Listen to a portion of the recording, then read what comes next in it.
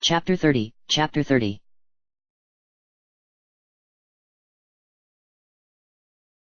Chapter 30, Sleeping Giants. Looks like Dragon Company and Blaine's men took the forward trenches, Janine's voice hummed in Ash's ear.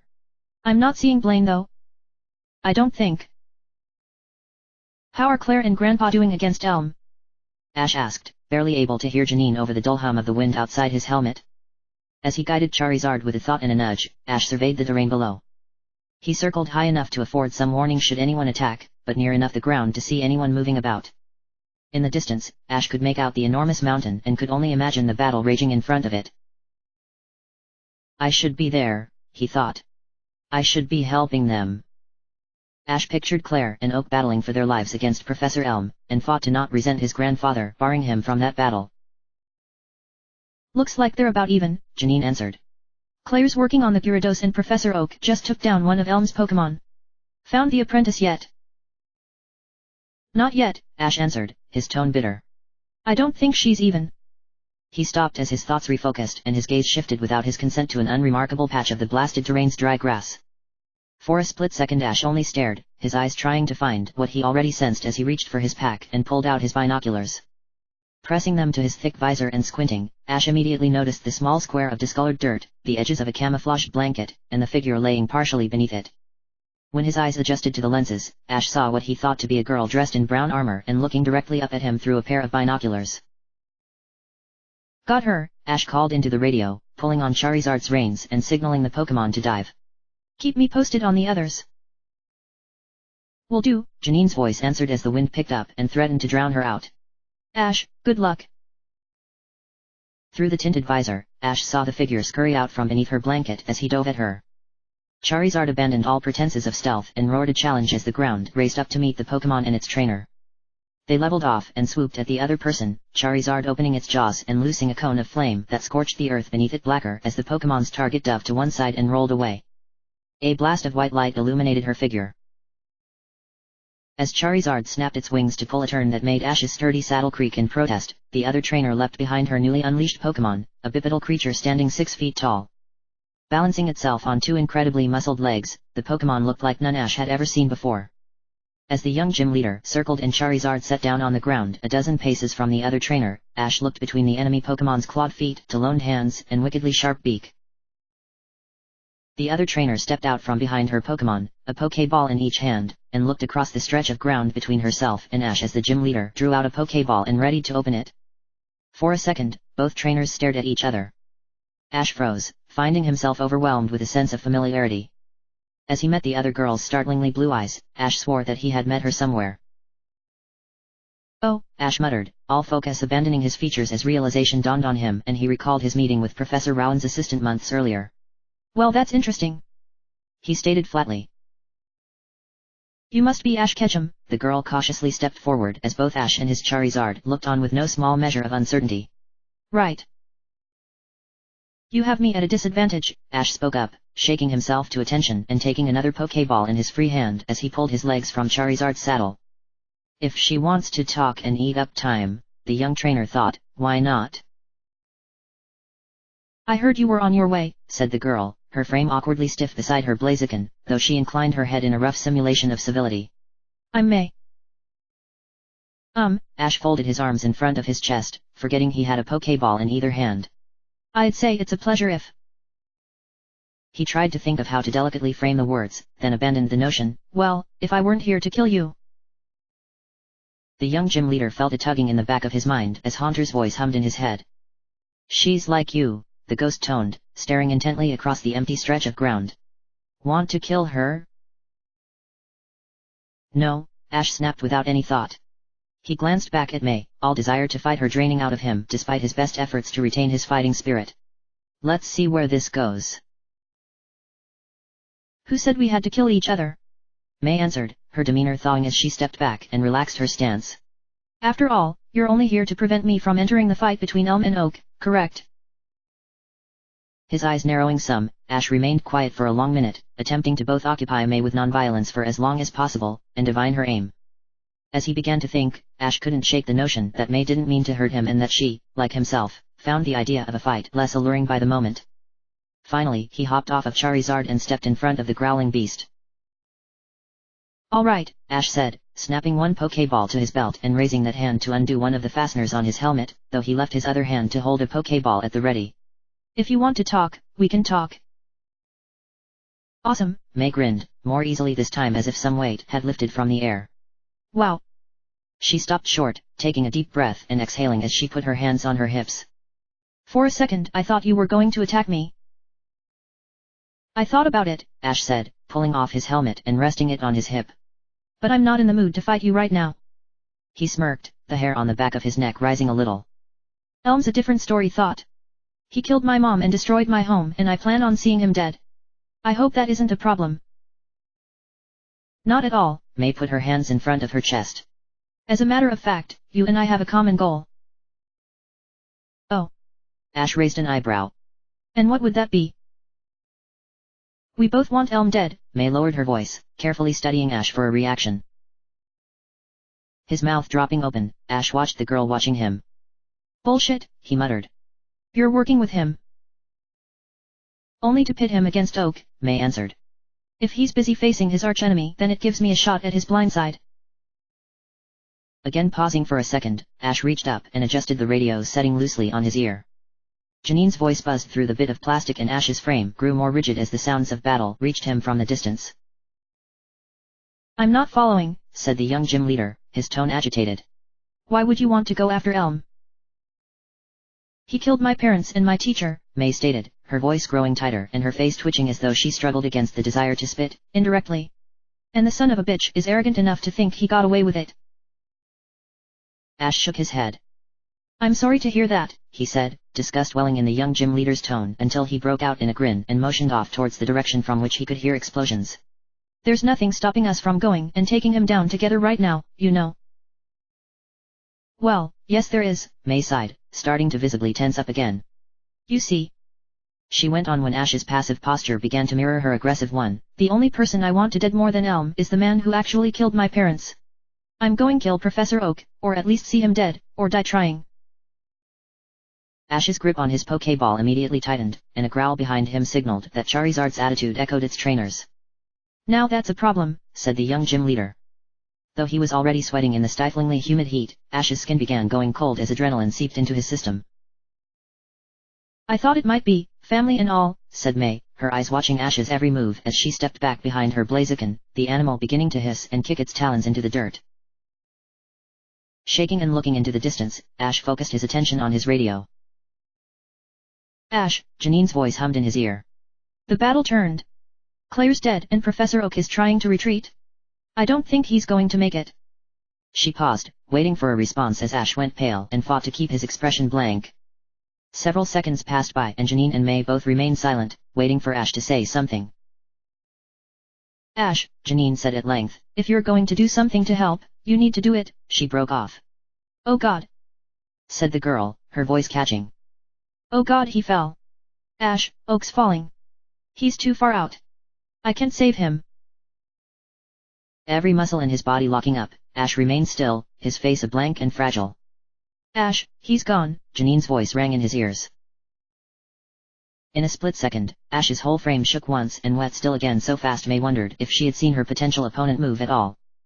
The young gym leader's throat bulged and he swallowed the lump as his hands balled into fists, the Pokeball at his side creaking once under the pressure. Understood, Ash said, ostensibly calm and pretending the sweat he wiped from his brow had come as a result of the heat. Stay safe.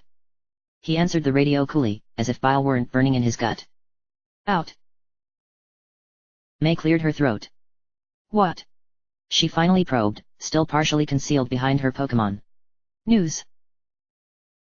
With furious speed, Ash's eyes darted to the ground and twitched from right to left as his mind worked, completely tuning out Haunter's mental nudges and focusing all his willpower on a single line of thought. So quickly it made May jump. Ash looked up and locked his gaze on the girl opposite him. I'll make you a deal, Ash said, his neck straining as though he could barely keep his jaw from locking closed. We'll let Elm and my grandpa have it out, while both of us watch. If my grandpa wins, then I'll... He stopped briefly but made himself go on. I'll stay out of it while you ambush him. He'll be weakened from the fight so you'll get a fair shot. But if Elm wins, Then you and I both ambush him and make him pay for what he's done to us. He gestured between May and himself. It's about time we stood up for ourselves. Deal. My turn to call bullshit, May muttered, hardly loud enough for Ash to hear. You would never just sit back and let me ambush Oak while he's weak. I swear. Ash held his hands to his sides. If my grandpa wins, I won't interfere if you attack him. He swallowed hard again and waited for several long seconds as May went quiet. I'm gambling, the young trainer called out when May didn't answer. But I promise, I'll keep my end of the bargain if you'll promise to help me kill Elm if he wins. Dangerous, said the girl. You're playing a dangerous game, she called out. But you've got a deal. If Elm kills Oak, I'll help you kill him in exchange for an open shot at Oak if he wins, on one condition. Name it, Ash barked, sweat beginning to roll down his red face as he threw himself back into Charizard's saddle without bothering to strap himself in. We travel together, the girl in brown armor called, snapping open a Pokeball and leaping onto the forming beast's back not a second after the creature had fully materialized. I don't want you disappearing and jumping me with Oak the second he wins. Nodding as May took the reins of her heavy-set Swellow and returned her Blaziken to its Pokeball, Ash shouted that they had an accord and took Charizard's reins. Without further exchange, the two trainers launched their mounts into the air, neither person missing that the other guided their mount without words. Motioning to May and waiting for her to respond and follow his lead, Ash angled his Charizard closer to the ground, and the two trainers began scheming barely high enough over the ground to avoid the minor dips and rises in the terrain. Clever, Haunter's voice laughed in Ash's head, the metaphysical sound easily overpowering the noise of the wind. Clever, clever, clever. The ghost cackled from the trainer's pack. Trading the life of a dead man for the death of a live one. Very. Shut it. Ash mentally screamed at the ghost, silencing it instantly as the young trainer spurred his Charizard to greater and greater speeds. Tears rolled down Ash's face, making the space between his cheeks and the helmet even hotter and less comfortable. Would you just fucking kin it? Sorry, Haunter toned from Ash's pack, going quiet immediately thereafter. Just be ready to kill Elm, Ash growled, unafraid of May hearing him through his helmet and over the wind. His bloodshot eyes focused on the nearing mountain as the distance shrank away before him. I want his blood to boil in his fucking veins, he hissed.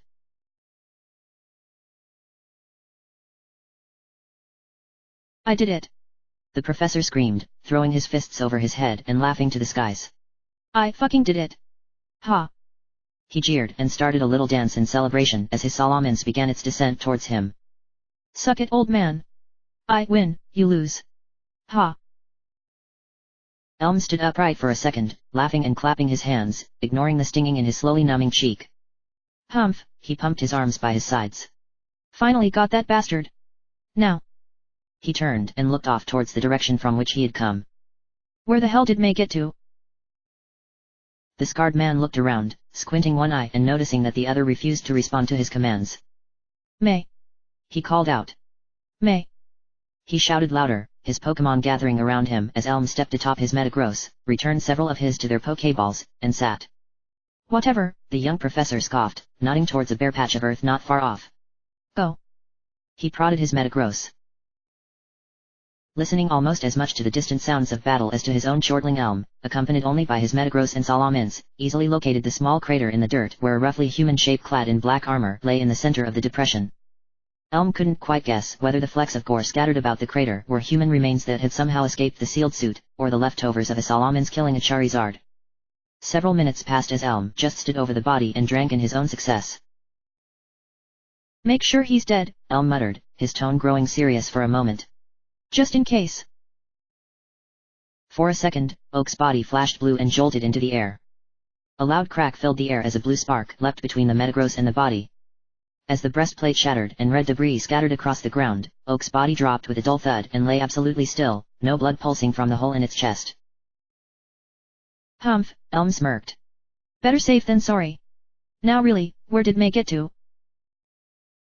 I'm right here, said the girl as she stepped out of the shadow of a rocky crag, many paces from Elm. May's camouflaged brown armor seemed to melt into existence as she walked. You look terrible, she said flatly, taking a few steps closer. But I take it you won. Yes, and thanks so much for all your help, Elm sniffed, masking all but the hint of a sneer in his tone. If you hadn't been here, I might have gotten hurt. Did you take care of Ketchum or did he get away? May smirked, her eyes growing a little wider as she took a Pokeball in each hand.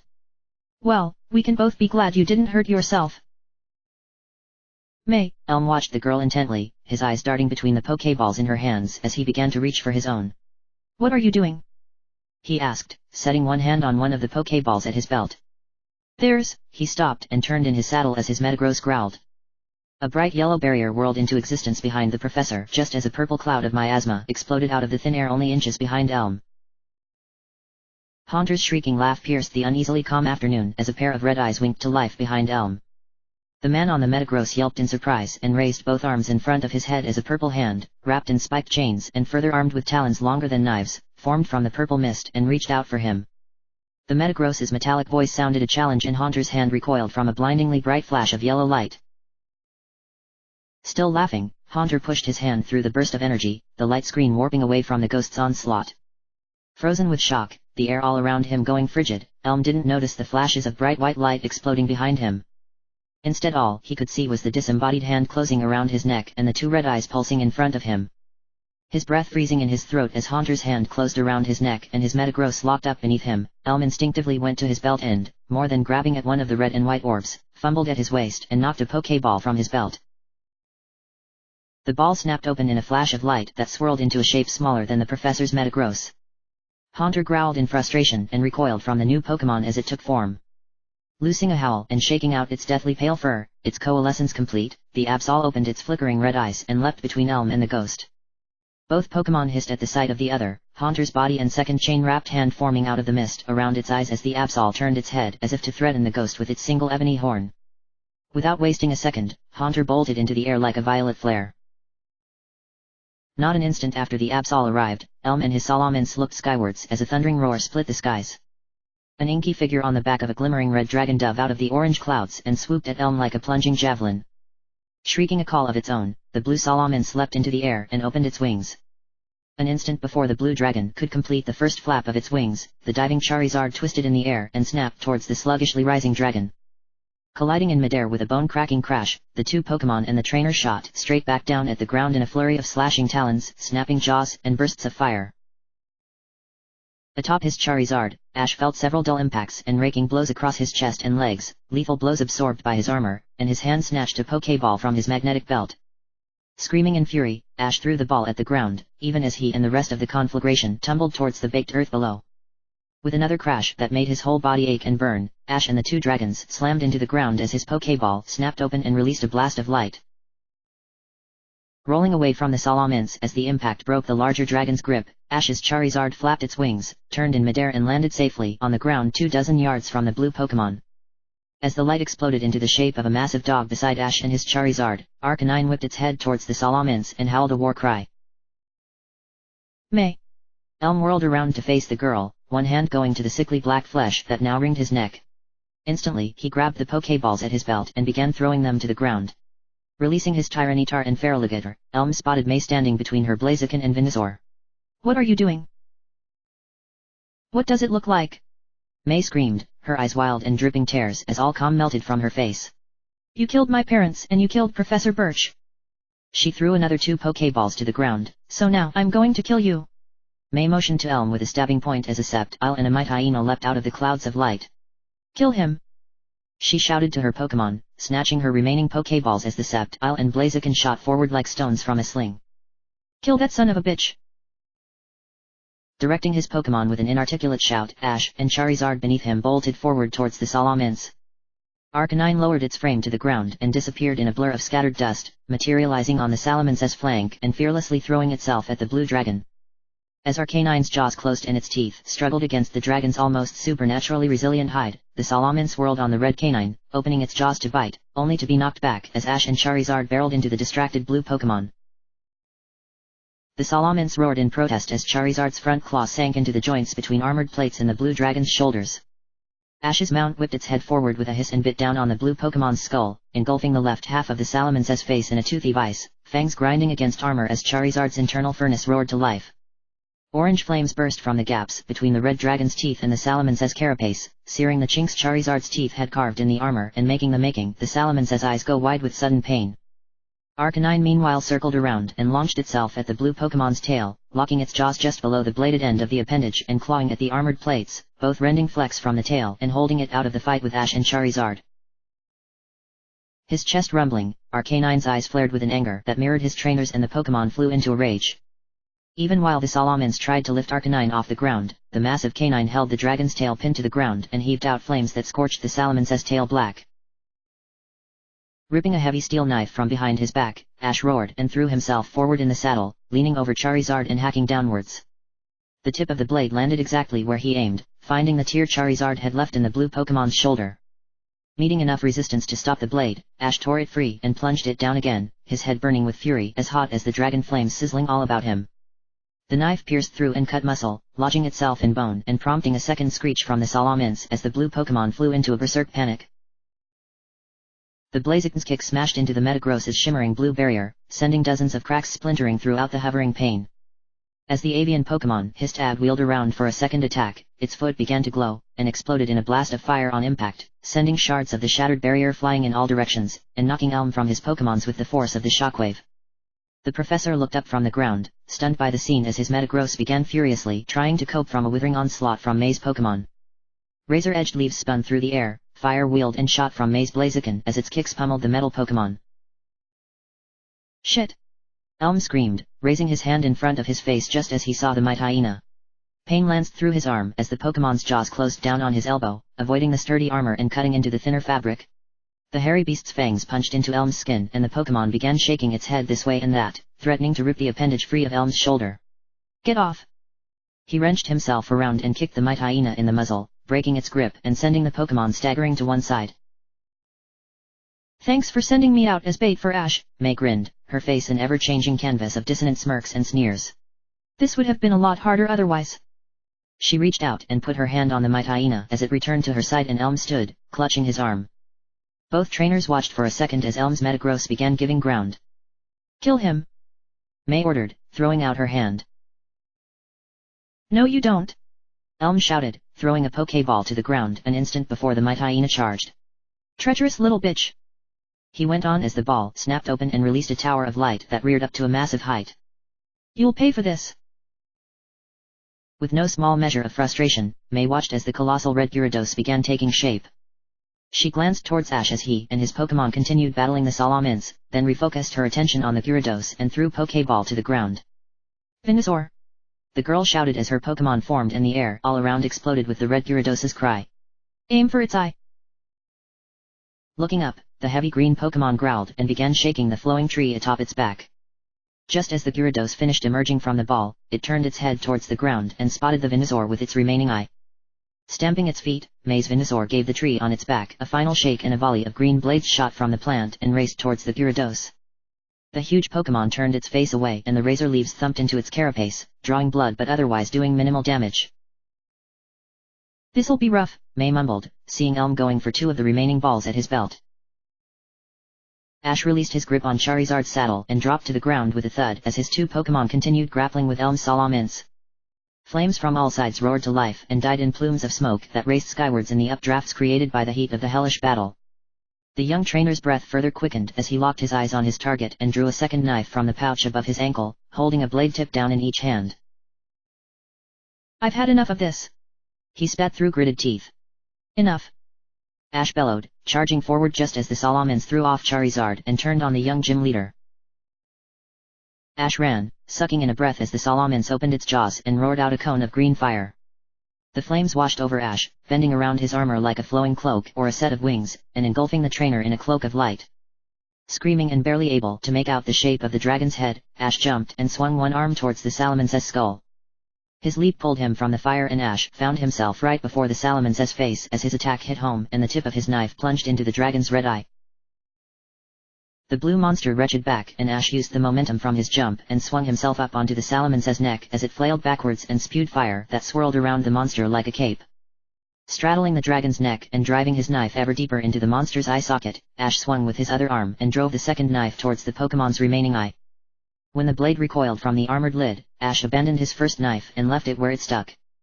Ignoring the heat beginning to eat through his armor, he grabbed the horn on the monster's nose and jerked its head back and its jaws open.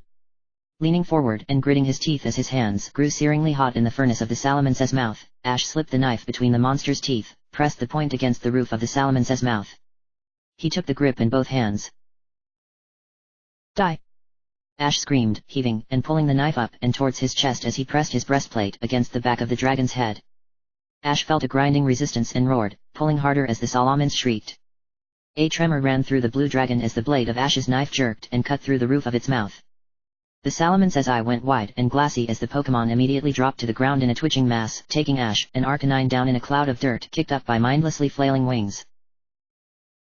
Whirling around at the death cry, Elm just caught his Salamence going down and throwing up a cloud of dirt. For a second the professor watched and hoped, ignoring as his other Pokémon vied for an advantage over maze-darting skirmishers, only for his heart to drop and his breath to catch as the dust cleared. Ash rose out of the haze, standing in front of the dead dragon, with both of his battered but ready Pokémon stepping to his flanks. Drawing a deep breath, Ash pulled the helmet from his head and threw it to the ground, the fresh air washing over his sweat-drenched features and filling his lungs as he met the blank stare on Elm's face with a steely glare. He ignored the Tyranitar at Elm's side and smiled, a wicked glint in his eye, towards the young professor. "You're not human," Elm's voice quivered. "What the fuck are you?" he yelled, sweat beading on his brow. Without a word, Ash raised the knife with which he had killed the Salamence.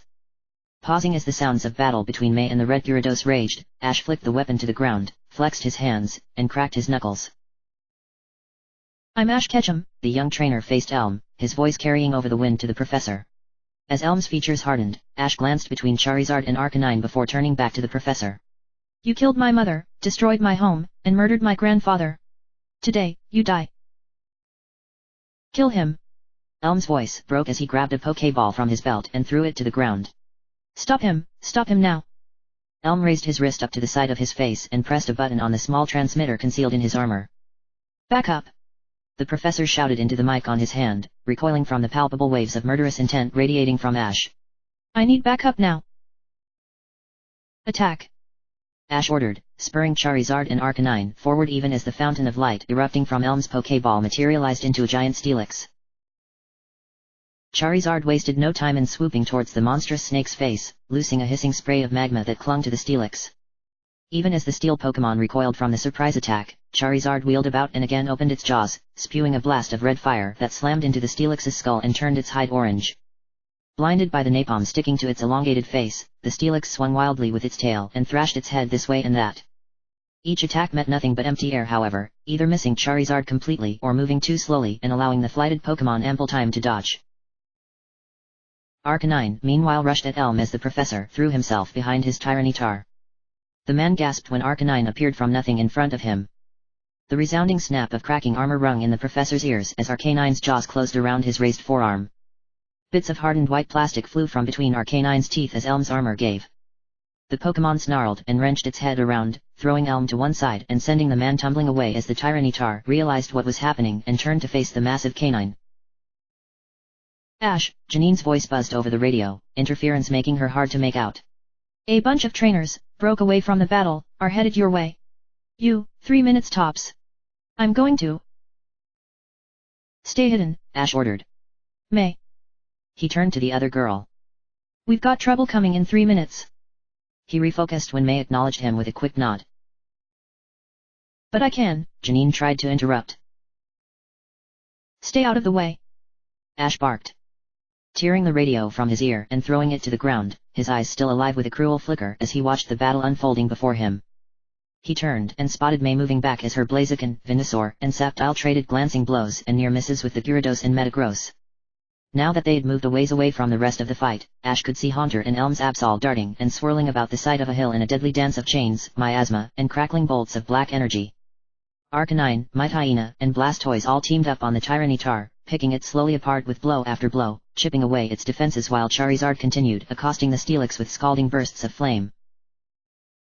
"Time to play," Ash muttered, picking his last 2 Pokéballs from his belt and throwing them to the ground. "A week is plenty of time to sleep." Splitting open and spilling a flood of light, the ball snapped back to Ash's hand. As they materialized from the energy, the 2 massive blue Pokémon dropped to the ground and growled as their forms finished taking shape. The smaller Pokémon, Ash's new Blastoise, turned and spotted the trainer for which it had once fought long ago, acknowledging him with a low and respectful growl. The second Pokemon towered more than 9 feet tall as it stood up straight. Beneath deep blue fur and thick blubber, muscles like layer upon layer of steel cable flexed as the Snorlax pivoted on one massive foot and looked at the trainer. For a second the Snorlax looked between Ash and its own hands, newly armed with thick claws. Its substantial belly expanded as it took a heaving breath and growled, dropping to all fours and glaring at Ash with a combination of simmering anger and growing hunger.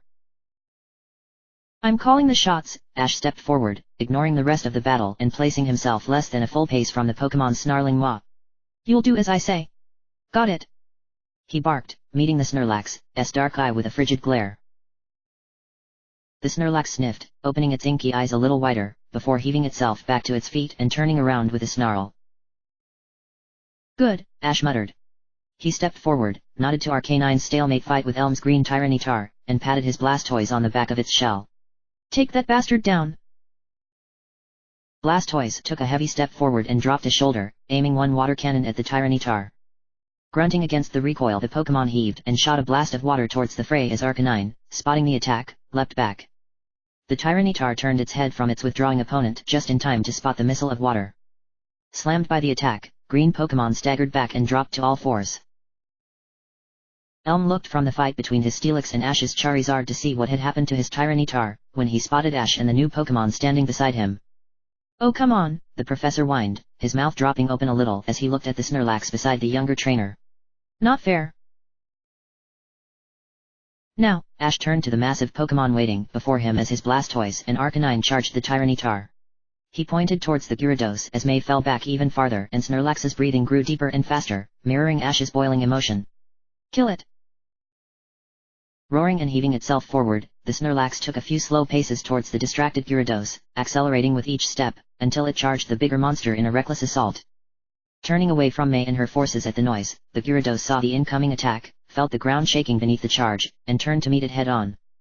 Announcing itself with a cry trembling with fury, Ash's Snorlax crashed into the Gyarados' flank like a freight train. Despite its smaller size, the Snorlax's body slammed through the red monster completely off balance. As the Gyarados recovered and turned on the Snorlax, opening its mouth wide, the shorter Pokemon stepped in and thrust its clawed hands at the other monster's armored hide like spears. The enormous force behind each blow as Snorlax lent all its weight to both attacks drove Snorlax's claws into the Gyarados' armor. With both its paws buried in the spitting wounds, Snorlax looked up with a growl of defiance as the Gyarados' head came down. Fangs dug into Snorlax's hide, hesitating on but slicing through the monster's tough shoulder and sinking to the gumline into flesh. With a quick flick of its lower body, the Gyarados spun around Ash's Snorlax and wrapped the Pokemon in its iron coils, bringing the Snorlax to its knees. Muscles trembling, Snorlax clenched its eyes and ripped its claws from the Gyarados' armor, spattering both Pokemon in a spray of gory debris. Roaring and heaving itself up, the Snorlax pushed up to its feet, lifting the massive red Gyarados free of the ground. Still wrapped in the sea serpent's coils, searing pain and burning breath tearing into its shoulder, Snorlax set its eyes on a small crag of rock only 50 yards away. With a plodding step and colossal effort, it moved closer to the crag and gained the momentum to take a second step and gain more momentum. During the third step, the Snorlax had leaned into its infant charge, and dug its claws into the Gyarados' armor, ensuring no escape. Another 2 steps and Snorlax had reached a run, every move it made shook the ground and tore a deep print in the earth as the Gyarados struggled around it. Reaching up with one paw, Snorlax planted its claws at the base of the Gyarados' skull and pulled forward, ripping the monster's fangs from its shoulder and bringing the Gyarados' head down lower.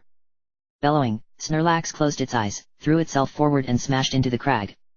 Hammering the red monster's skull between bone and rock, Snorlax demolished the rock formation, boring into the stone and disappearing in a cloud of dust and a thundering cascade of debris. Yeah. Ash hissed, bringing his fist in front of his face. Demolish it. He whirled to May who had, in the Gyarados' absence, turned all her attention on Elm's Metagross. His confident smirk grew even wider as he saw blue barriers around the Pokemon forming and shattering in quick succession as May's Pokemon unleashed a withering hail of flaming darts, buzzing leaves, and bone-shattering kicks on the Metagross. Elm's breathing grew rapid as he watched his defenses crumble around him. No, he grumbled, turning first to where his Metagross continued losing ground, then to his Tyranitar as the Pokemon succumbed to Ash's unrelenting onslaught and dropped to a knee. No, no, no, no. His voice faded to a rasp as Ash's Charizard landed atop his battered Steelix's head. Digging its claws into the grooves in the Steelix's cranium, Charizard sucked in a huge breath, fueling its internal caldera to a raging boil. Opening its jaws to a seemingly unnatural angle, Charizard vomited up a glowing sludge of lava.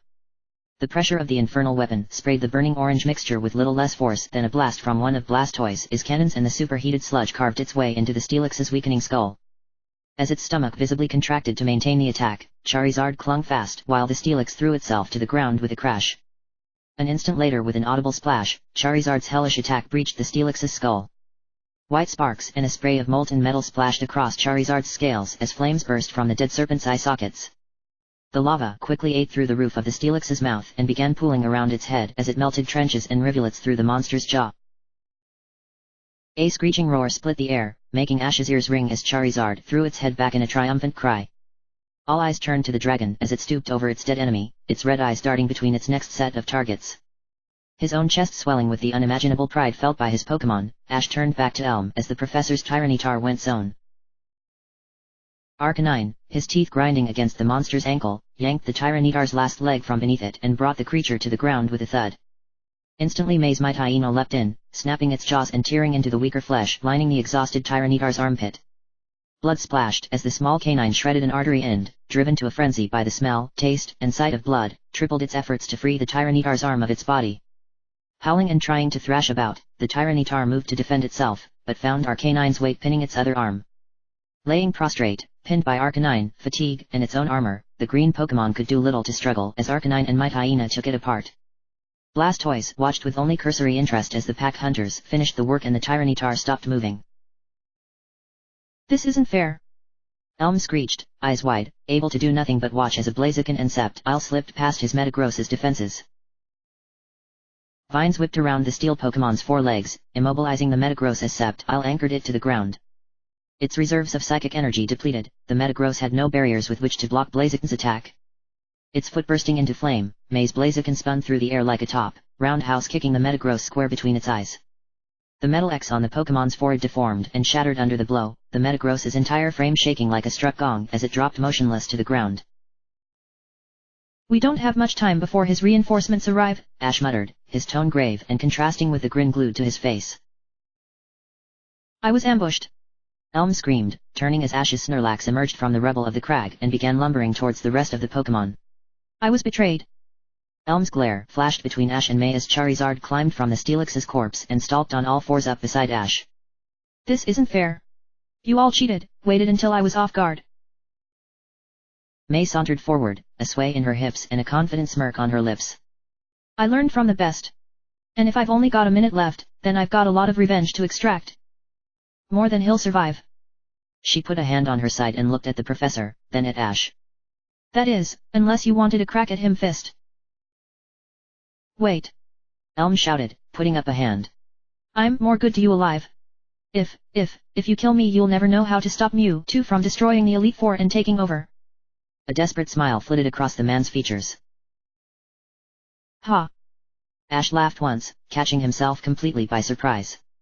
He put one hand in front of his mouth and looked across the scorched earth at the defeated trainer.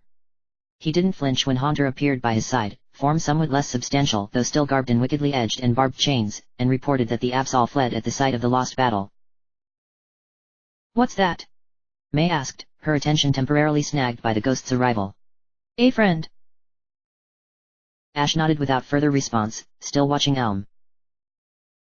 The professor balled his outstretched hand into a fist. We can stop him together. My armies and yours against his. We couldn't lose. You'll never beat him without my help, so, what do you say? Ash stood there for a second, scrutinizing the shaking professor's features. You know what? The young gym leader muttered, a grin still clinging to him as a deeply satisfied sigh welled in his chest.